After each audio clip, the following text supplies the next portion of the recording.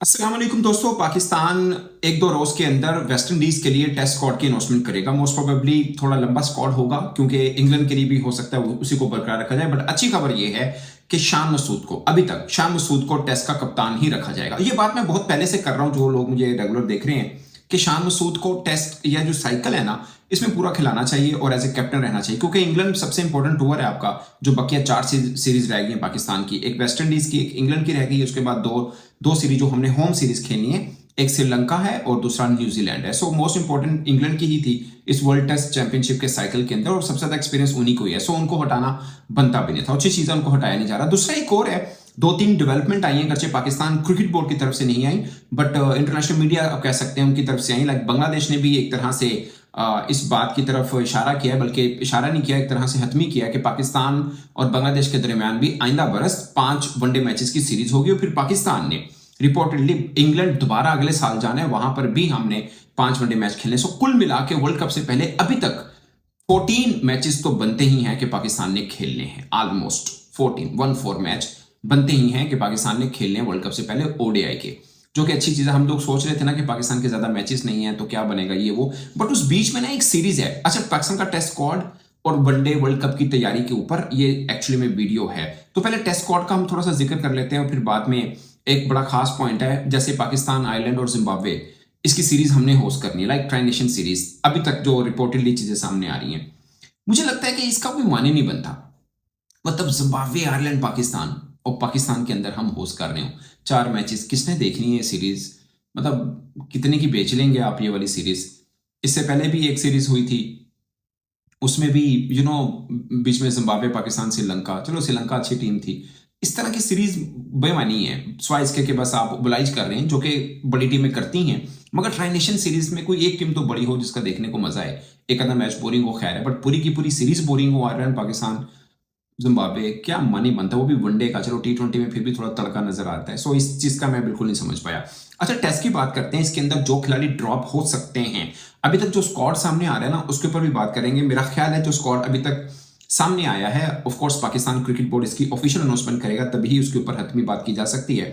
But अभी तक reportedly जो नाम सामने आ रहे हैं, लाइक खुरम शहजाद होगा, इसमें मोहम्मद अब्बास होंगे, आमिर जमाल होगा, मोहम्मद अली होंगे, और साथ में एक वैद शाह का नाम आ रहा है। पर इससे पहले शाहनवाज धानी का नाम भी आ रहा था। मुझे लगता है शाहनवाज धानी रेड बॉल क्रिकेट बहुत लंबी खेले हुए हैं, उनका नाम आना भी ठीक रहता। लंबे स्पेल कर सकते हैं, खासकर इंग्लिश कंडीशन में बड़े सूट कर सकते हैं। अगरचे वैद शाह ने भी तेज बॉल डाले हैं पीएसएल के अंदर, बट T20 में हमने अभी तक उनको देखा है। ए टीम की तरफ से खेले T20, लाइक जो शाहीन की टीम है, पीएसएल में भी खेले T20।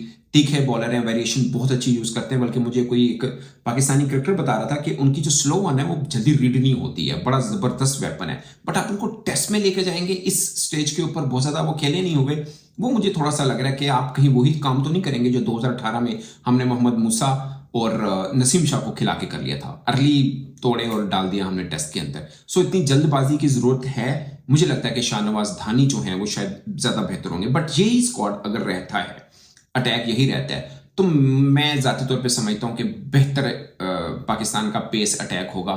इसमें शहीन की जगह नहीं है, इसमें हसन अली की जगह अपेरेंटली अभी तक नहीं है, नुमान अली की जगह नहीं है जो लेफ्ट आर्म स्पिनर है। और आज ही आईसीसी ने टेस्ट रैंकिंग जारी की है, उसमें टेस्ट के अंदर टॉप 10 के अंदर कोई एक बॉलर है तो नुमान है। बट सही है, अली उस्मान आए हैं जो डोमेस्टिक के अंदर बड़ी जबरदस्त उन्होंने बॉलिंग की है और विकेट्स लिए हैं। और एक हैरत अंगेज तौर पर अभी तक कामरान गुलाम का नाम भी इन समझा जा रहा है कि वो होंगे। पाकिस्तान क्रिकेट बोर्ड ने जो 40+ खिलाड़ियों को 2 कैंप के लिए बुलाया था, उसमें कामरान गुलाम नहीं थे। जस्ट इमेजिन, उसमें नहीं थे। अब ऑल ऑफ नो वेयर उनका पाकिस्तान टीम में दोबारा वापसी का आ रहा है, क्योंकि रिजवान के ऊपर क्वेश्चन मार्क है कि वो शायद फुली फिट नहीं है।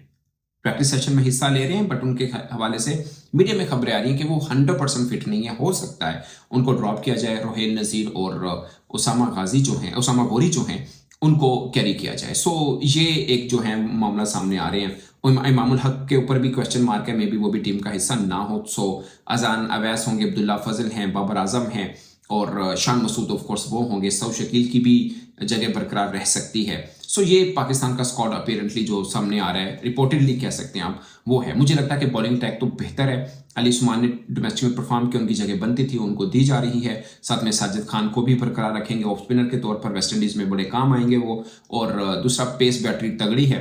मुझे लगता है कि मुनासिब बॉलिंग अटैक होगा पाकिस्तान का। अगर रिजवान इतने हैं कि आगे जाकर इंग्लैंड में आपके काम आ सकते हैं, बाजू का ऐसा होता है ना कि आपको लगता है कि एक हफ्ता लग सकता है इनको फिट पूरा होने में, तो अगर ऐसा भी है तब भी उनको डाल लेना चाहिए, क्योंकि इंग्लैंड में वो आपको काम आएंगे टेस्ट क्रिकेट में। मुझे लगता है कि वो आपकी जरूरत है, बड़ी टफ सीरीज है, तो उसके अंदर उनको होना चाहिए। अगर इन केस वो 100% फिट नहीं है तब भी, अगर हो कि इंग्लैंड टूर में भी फिट नहीं हो सकते, तो फिर जाहिर है खाली नाम के ऊपर डालने का फायदा नहीं है। फिर जाहिर है जो फुली फिट उसामा गोरी या फिर रोहिल नज़ीर में से कोई खेल सकता है, बट मुझे लगता है रोहिल नज़ीर की फिर बारी आनी चाहिए अगर रिजवान नहीं आते हैं। सो ये है पूरा मुद्दा। लेकिन एक बार फिर पाकिस्तान क्रिकेट बोर्ड की अगर बरकरार रखते हैं शाह मसूद को, तो एक बेहतर स्ट्रेटजी होगी, क्योंकि बार बार के चेंजेस का फायदा बनता नहीं है।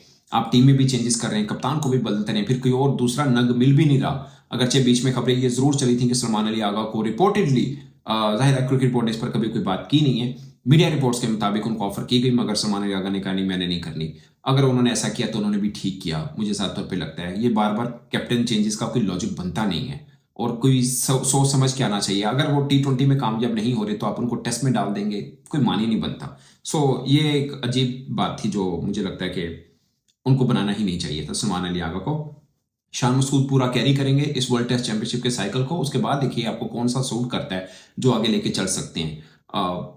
Salman Ali Agha I don't know, मतलब वनडे टेस्ट के अंदर खेल तो बहुत तगड़ा रहे हैं, सबसे अच्छा खेल रहे हैं by the way, but as a captain वो आ सकते हैं। मुझे लगता है कैप्टन इज समथिंग डिफरेंट। उनकी T20 के अंदर एज ए कैप्टन रोल को, मतलब मुझे ज्यादा मुनासिब नहीं लगे। मैं बैटिंग की बात ही नहीं कर रहा कि रन नहीं हुए, एज ए कैप्टन रोल भी उनको कोई ज्यादा मुनासिब नहीं था, मेरा ख्याल है जी। अच्छा जी, ओडीआई की तरफ आते हैं। पाकिस्तान ने इंग्लैंड और श्रीलंका के खिलाफ एक ट्राई नेशन सीरीज अपने घर में खेलनी है। ट्राई नेशन सीरीज है, 4 मैचेस खेलने को मिलेंगे, बेहतर सीरीज है, मजेदार सीरीज है। इंग्लैंड के खिलाफ खेलने को आपको घर में मौका मिलेगा, धांसू है। अगरचे वर्ल्ड कप 2027 तो अफ्रीका में है, बट उसके लिए पाकिस्तान ने भी कुछ बना रखा है प्लान आउट, कि हमने अगले साल अपने यंग शाहीन की टीम को, अगरचे वो T20 खेलने जाएगी ऑस्ट्रेलिया में, 8 T20 मैचेस खेलने हैं, बट हो सकता है उन कंडीशन के लिए आपको कोई बेहतर प्लेयर एक आधा मिल भी जाए।